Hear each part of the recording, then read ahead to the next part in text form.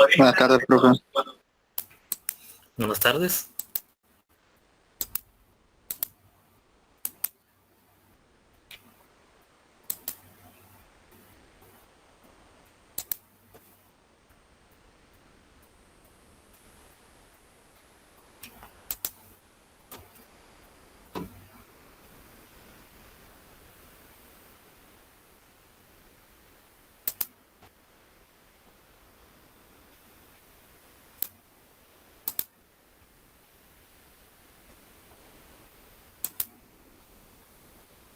Bien, vamos a continuar con el tema de criterio de estabilidad de Jury para sistemas discretos.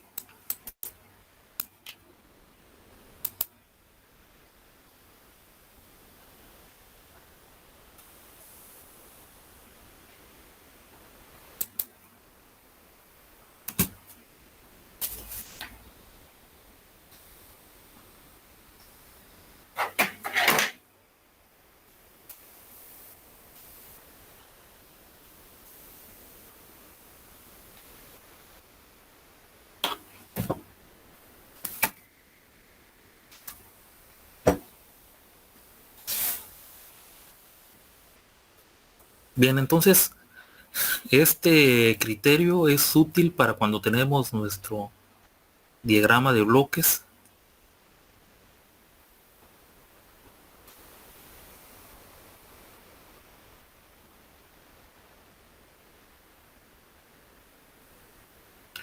En el dominio Z, porque estamos trabajando con sistemas discretos. Aquí tendríamos el elemento final de control. Aquí tendríamos la planta. Aquí hay que recordar que la planta, por ejemplo, la podríamos tener en el dominio analógico, pero de alguna manera la podemos discretizar y pasar al dominio Z. Aquí tenemos nuestra variable de proceso y tenemos un transmisor que puede incluir el sensor y el acondicionamiento de la señal integrados, y además el medio de transmitir la variable que estamos midiendo hacia el controlador. Entonces aquí propiamente el controlador sería este diagrama de bloques que tenemos aquí. El elemento final de control posiblemente esté integrado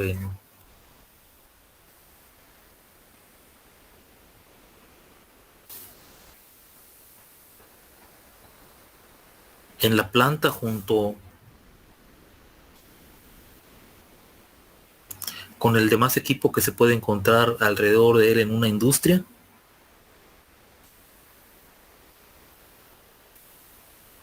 Entonces todo esto lo podríamos tener en la planta. El controlador puede estar en un área especial, en algún gabinete dedicado a la instrumentación de la planta. Bueno, e incluso el sensor también podría estar o formar parte de lo que es la planta. Entonces en este caso ya nos están dando el diagrama de bloque reducido. El diagrama de bloque reducido es el que tenemos aquí. Es que después de eso, y aplicando las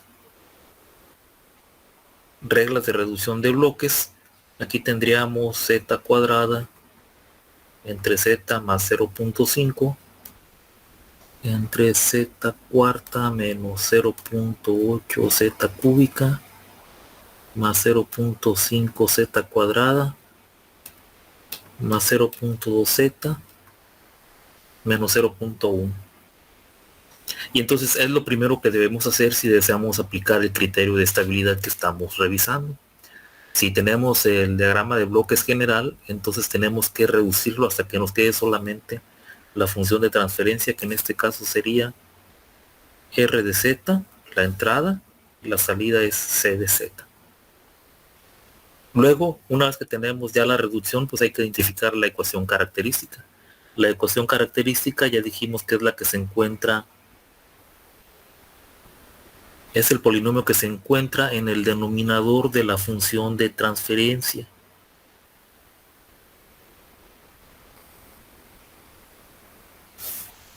Entonces, esta que está aquí es la ecuación característica.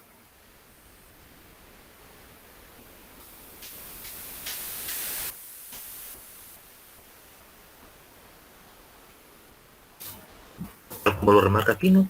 Aquí ya identificamos cuál es la ecuación característica y con ella es a la que le vamos a aplicar el criterio de Jury. Recuerden que este criterio es con la finalidad de determinar si el sistema, una vez que ajustamos o aplicamos un cambio en escalón, puede ser un cambio en rampa o puede ser un impulso.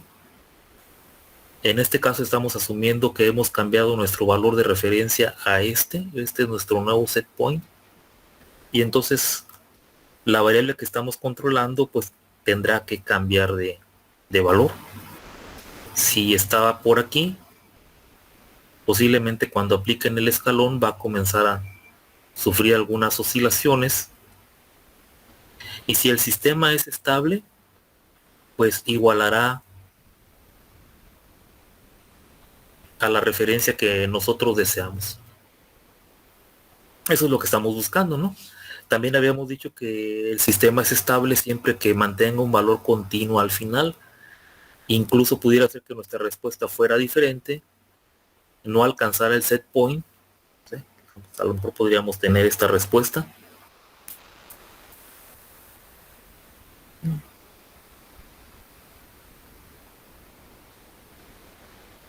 Presenta algunas oscilaciones y luego al final de cuentas mi variable de proceso se estabiliza. Entonces también estamos hablando del sistema estable, nada más que en este caso no alcanzamos la referencia. Son los dos casos que podríamos tener en el caso de que el sistema sea estable. Si fuera un sistema no estable, pues entonces nuestro sistema estaría oscilando alrededor de algún punto de equilibrio y entonces nuestro sistema es inestable. El criterio de Jury también nos da alguna información acerca de cuánto podemos ajustar una variable antes de que nuestro sistema se convierta inestable, que de hecho esa es la ventaja de este criterio y de otros que hay por ahí en el área de sistemas de control discretos. En aquí ya amontoné la información, pero recuerden que hay que identificar también los coeficientes. Aquí, por ejemplo, este es el que le corresponde a 4, es la unidad. El que le corresponde a z cúbica, que es a3, es menos 0.8. El que le corresponde a z cuadrada es 0.5, que sería a2. Y el que le corresponde a z elevado a la 1 es 0.2, que es a1. Y al final tenemos menos 0.1 multiplicado por z a la 0. Nada más que recuerden que z a la 0 pues es la unidad. Y ese es el valor que le corresponde a 0, es menos 0.1. Con estos coeficientes hay que comenzar a llenar la tabla de criterio de Jury. Pero primero hay que verificar las condiciones. Ya habíamos visto que si nuestro polinomio fuera solamente de grado 2, solamente con estas condiciones nos bastaría para determinar si el sistema es estable o inestable. En este caso vemos que tenemos un polinomio característico de cuarto orden. Entonces lo primero que tenemos que evaluar es Q de 1 y comprobar si es mayor que 0. Y ya habíamos dicho que lo que tenemos que hacer es sustituir 1 en cada una de las zetas que tenemos en este polinomio, y cuando evaluamos resulta que el resultado que obtenemos es 0.8. ¿Sí? En este caso cumple con el criterio porque 0.8 es mayor que 0. Entonces digamos que esto lo cumple. Lo siguiente que tenemos que hacer, pues primero n es igual a 4, es el exponente. Por esa razón es que aquí tenemos menos 1 elevado a la 4. Ese es el valor que le corresponde a n.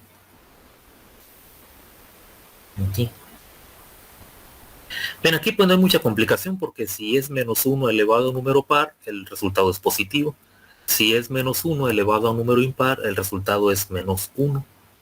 Y lo que tendríamos que hacer en este caso es sustituir menos 1 en el polinomio característico, que sería q de menos 1 a la cuarta, menos 0.8 por menos 1 al cubo, más 0.5 por menos 1 al cuadrado, más 0.2 por menos 1, menos 0.1.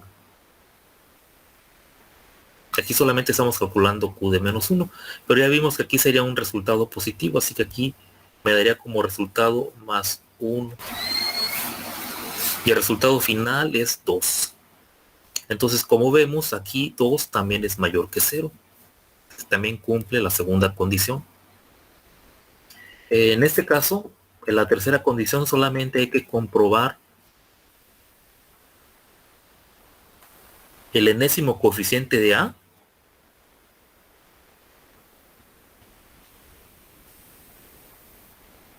que sería este que está aquí.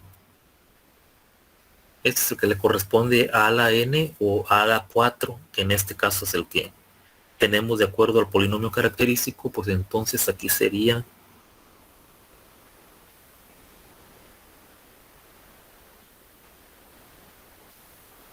aquí le corresponde el término A4, que es igual a 1. Y necesitamos el coeficiente a 0. Al coeficiente a 0 le vamos a aplicar la magnitud o valor absoluto. Y a 0 pues es este que está aquí.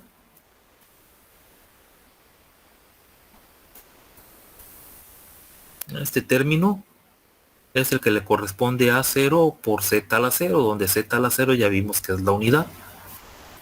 Entonces A0 es negativo, A0 es menos 0.1. Pero como dice la prueba, hay que aplicarle el valor absoluto, así que tendríamos valor absoluto de menos 0.1 y debemos comprobar si es menor que 1. En este caso, pues tendríamos 0.1 menor que 1, pues también cumple con esta condición.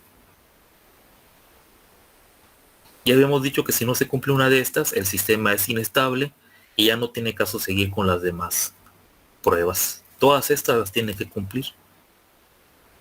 Bien, luego tendríamos que considerar para el polinomio característico cuál es el número de filas máximo que puede tener el arreglo. Entonces lo primero que tenemos que hacer es calcular el valor máximo de J. El valor máximo de J se calcula con esta expresión que tenemos aquí, en el cual solamente necesitamos el mayor exponente del polinomio, que es 4, ya lo vimos. Este es el mayor exponente de n. Así que solamente vamos a sustituir 4 y le vamos a restar 2 y el resultado es 2.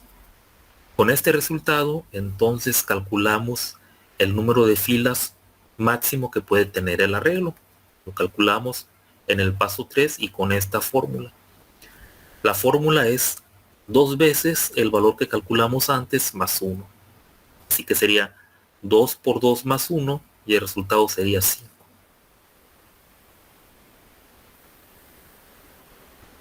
Es decir, nuestro criterio en la tabla que vamos a formar máximo tendrá 5 filas. Bien, y entonces formamos nuestra tabla.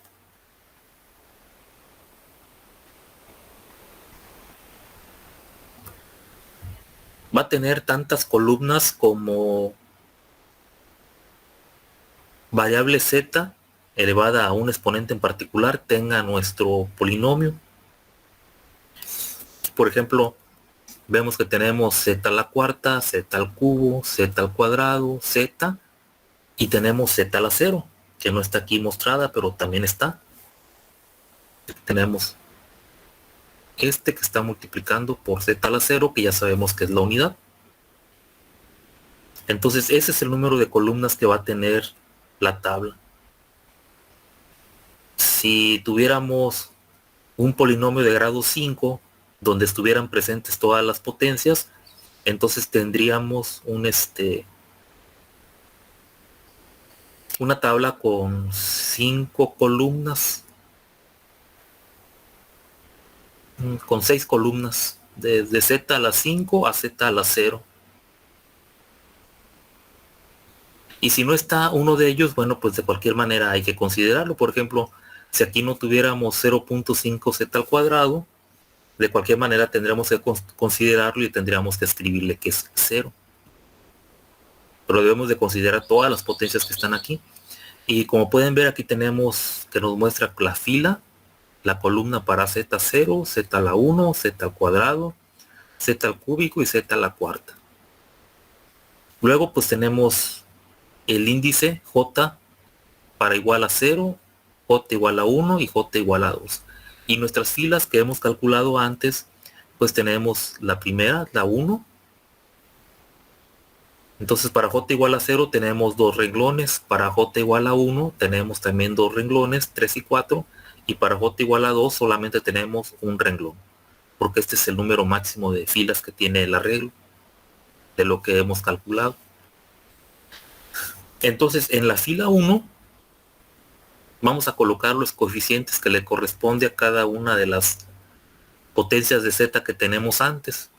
Por ejemplo, a z a la 0 le corresponde menos 0.1, a z le corresponde 0.2, a z cuadrada 0.5, a z cúbica le corresponde menos 0.8 y a z cuarta le corresponde 1.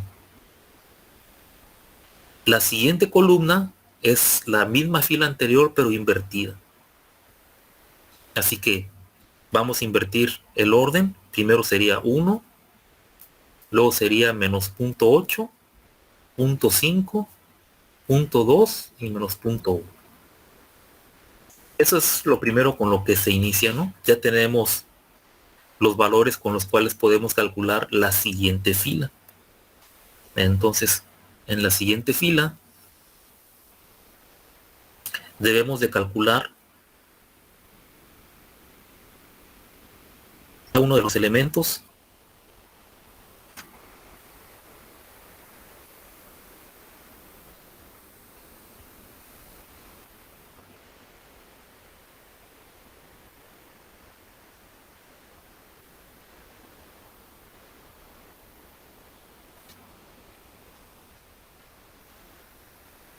de la tabla.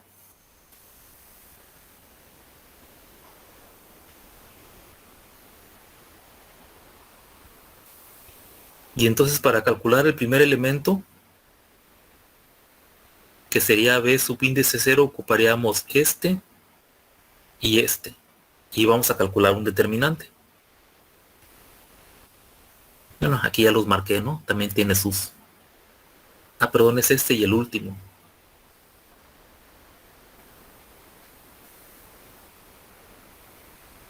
Y nos vamos a ir acercando.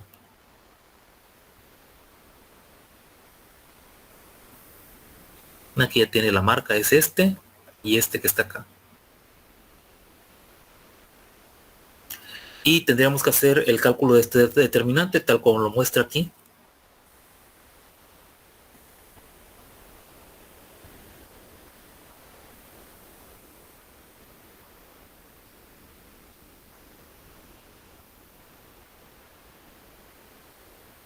Esta es la columna menos 0.1 y 1, que sería esta. Y esta es la columna 1 menos 0.1, que es esta que está aquí. Y pues es como calcular un determinante, sería menos 0.1 por menos 0.1 menos 1 por 1. Y eso le da como resultado menos 0.99, que es el resultado que escribimos aquí.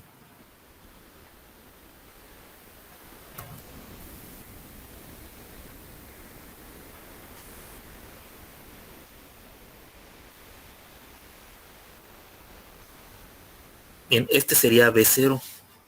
Luego calcularíamos B1. Para B1 vamos a ocupar los rectángulos que tenemos marcado. Como ven, se sigue ocupando siempre la misma primera columna. Esta columna. y vamos a ir saltando desde la columna final a la siguiente, bueno, a la anterior, para ir calculando los determinantes. En este caso B1, pues como podemos ver es menos 0.1 y 1, y en este caso le corresponde la columna esta que está aquí, menos 0.8 y 0.2. En este caso sería menos 0.1 por 0.2 menos 1 por menos 0.8 y da como resultado 0.78, que es el dato que le corresponde y escribiríamos aquí. Entonces, como tal vez ya entiendan el seguimiento, entonces la siguiente columna que vamos a ocupar para calcular B subíndice 2 será esta que tenemos aquí. Y aquí ya tiene la marca, ¿no? Entonces, para calcular B subíndice 2, igual también en forma de determinantes,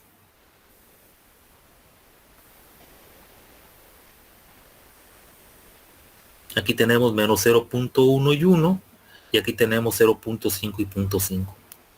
Sería menos 0.1 por 0.5 menos 1 por 0.5, nos da como resultado menos 0.55, que es el que escribiríamos aquí, menos 0.55, y es el que le corresponde a B2.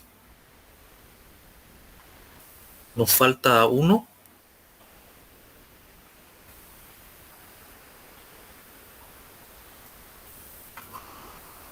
Sería B3. Para calcular B3,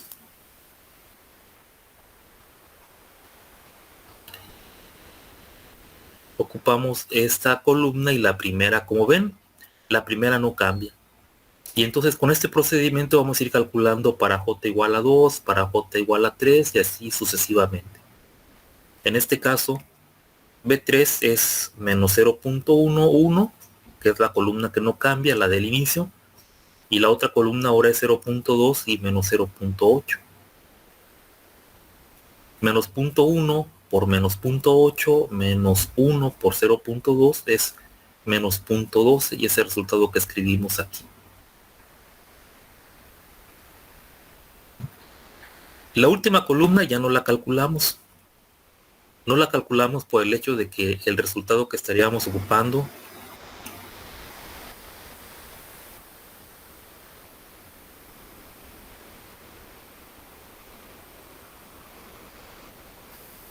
nos daría como resultado 0.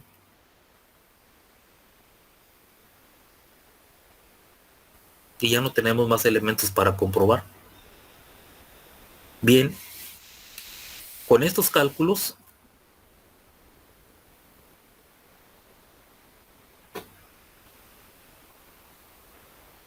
escribimos la siguiente columna. No, la columna no, perdón, la fila. Recuerden que para J igual a 1.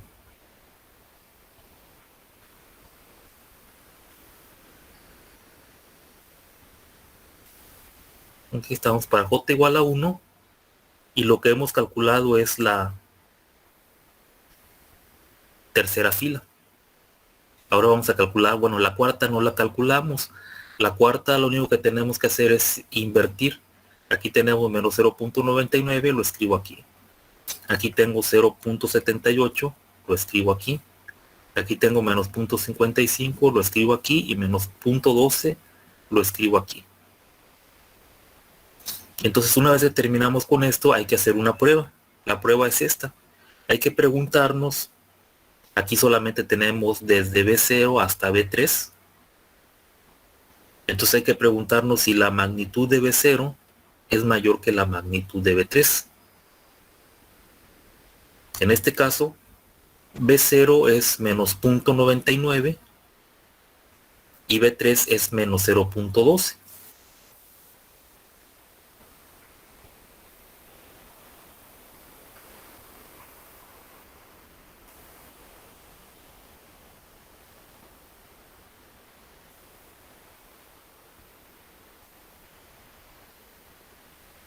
Este es B0 y este es B3.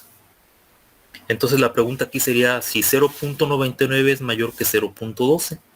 Y como pueden ver en este caso, bueno, pues sí lo es. Entonces, sí cumple la condición.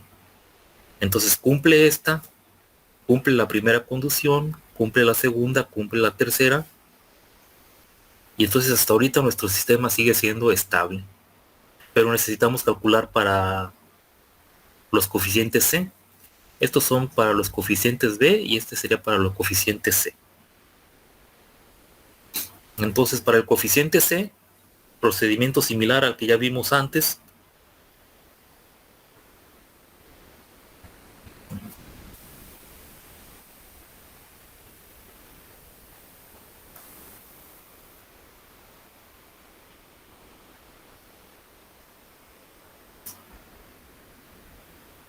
Estamos ahora para J igual a 2.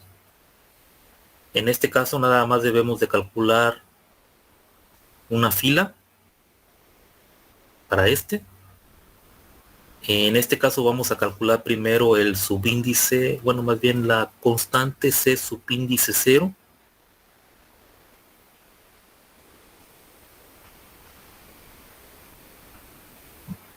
Ese es el que le corresponde a C subíndice 0, C subíndice 1, C subíndice 2 y hasta ahí. Hasta aquí terminaríamos. Procedimiento similar al que hicimos antes.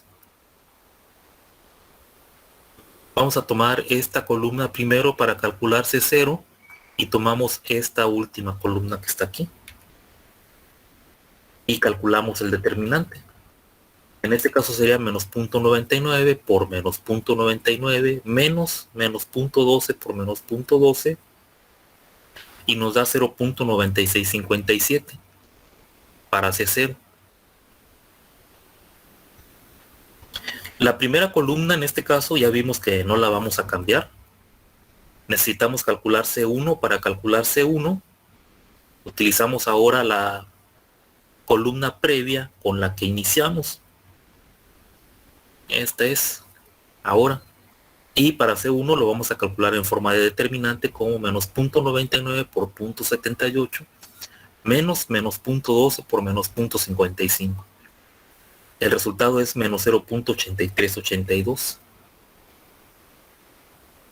Y entonces, como pueden ver, para calcular C subíndice 2, vamos a ocupar la última columna que nos queda disponible.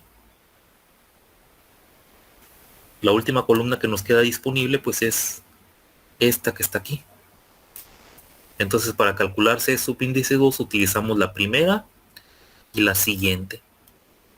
Y con eso terminamos. En este caso C subíndice 2 sería menos 0.99 por menos 0.55 menos 0.12 por 0.78. Nos da un resultado de 0.6381. Y hasta ahí terminamos. Si tuviéramos un problema en el cual la mayor potencia de Z fuera 5 o 6, posiblemente tendríamos que utilizar el cálculo de otro renglón aquí y nada más tendríamos que invertir los coeficientes. Tendríamos C0, C1, C2, C3 y luego lo invertiríamos C3, C2, C1 y C0 y continuamos con el procedimiento. Aquí en este caso solamente nos falta comprobar una condición. Igual hay que comprobar si la magnitud de esta constante es mayor que la magnitud de esta constante. En este caso sería si la magnitud de 0.9657 es mayor que la magnitud de 0.6381 y en este caso pues vemos que sí. Entonces sí cumple con la condición. Y como ya terminamos todas nuestras condiciones, probamos la condición 1, la condición 2, la condición 3 y lo cumplía. Luego probamos para los coeficientes B, también los cumplía. Y acabamos de verificar que los coeficientes C también los cumple. Y entonces, pues concluimos que nuestro sistema es estable. Porque cumple todas las condiciones, tiene que cumplirlas todas.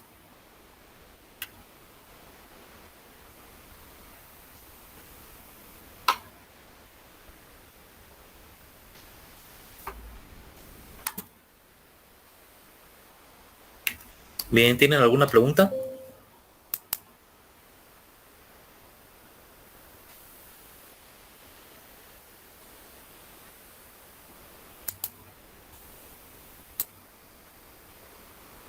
Entonces, para que un sistema sea estable, profe, tenemos que hacer todo ese procedimiento y que todo se cumpla.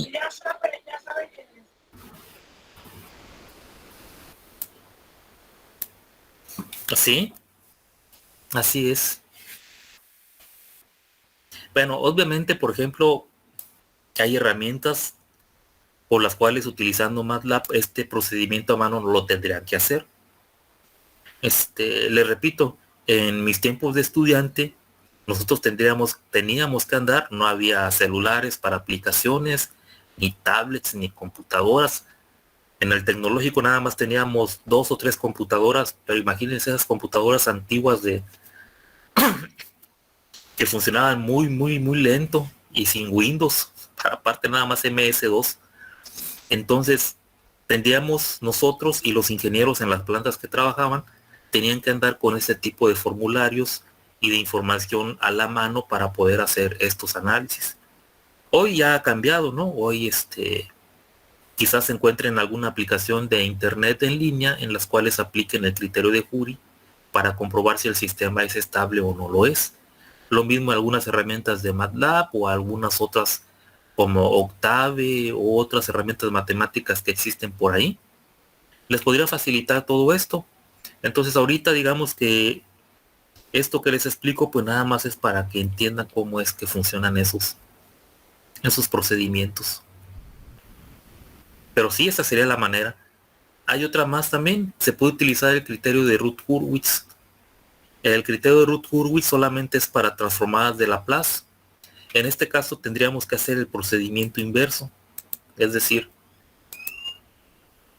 tendríamos que pasar nuestra transformada Z. Esta transformada Z la tendríamos que pasar al dominio de Laplace y en el dominio de Laplace analizarla con el criterio de Ruth-Hurwitz. También hay otras herramientas más para comprobar la estabilidad. Está el teorema de Nyquist. Se puede comprobar en el dominio de la frecuencia también con los diagramas de Bode. También se puede comprobar la estabilidad. Hay otras herramientas más que se aplican en control discreto.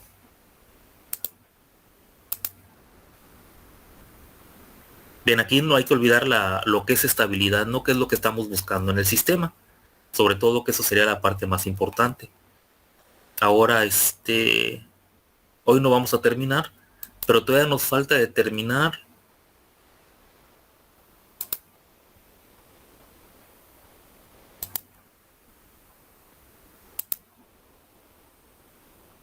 ese se lo voy a encargar de tarea.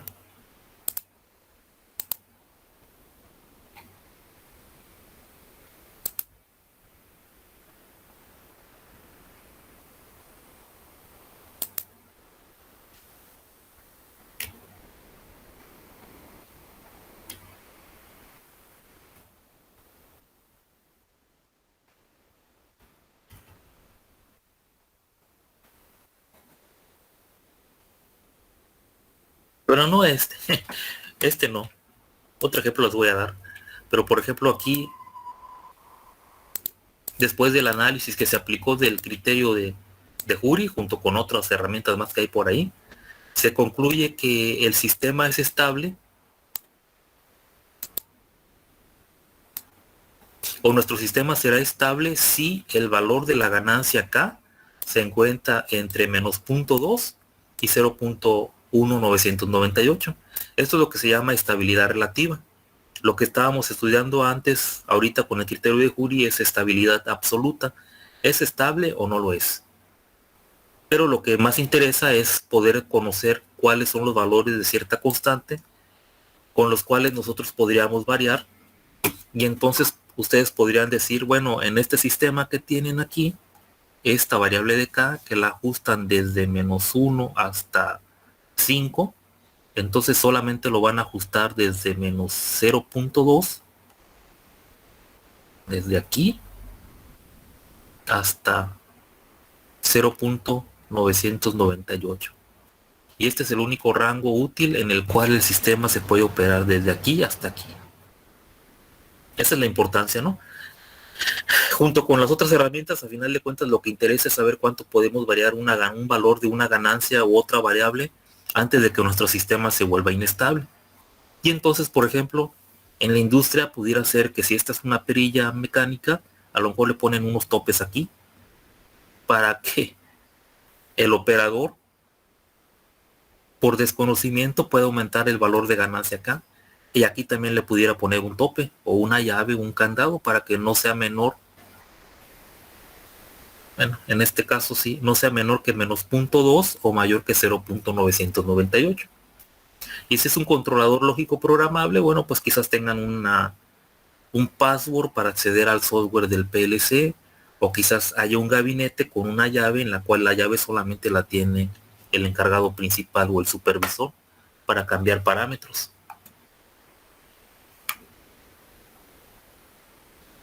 Bueno, ¿alguna otra pregunta que tengan por ahí?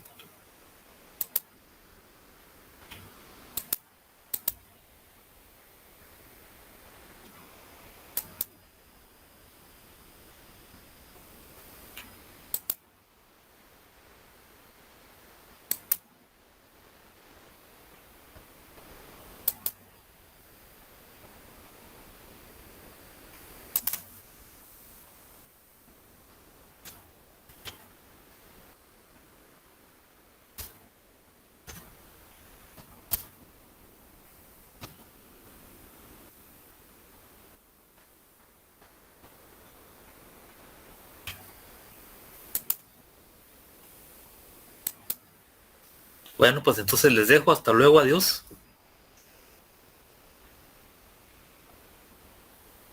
Sale, profe. Adiós.